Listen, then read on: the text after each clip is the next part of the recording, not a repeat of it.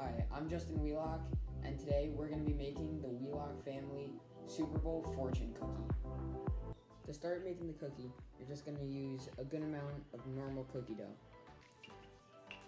It's mostly just a normal cookie.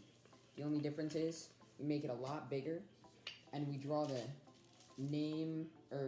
logo of the team we think will win, or we want to win, the Super Bowl. Now all you gotta do is put it in the oven after you've flattened it out and made it into a relative circle shape.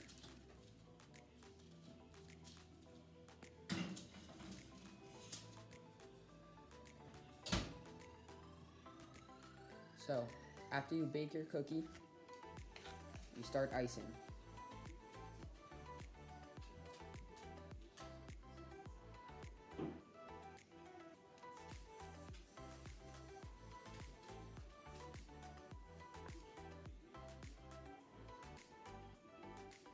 Alright, so we got started and I think it's looking pretty good.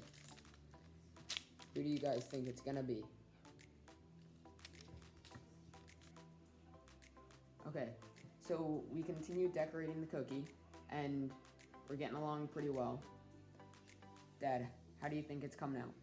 I think this is the best one yet.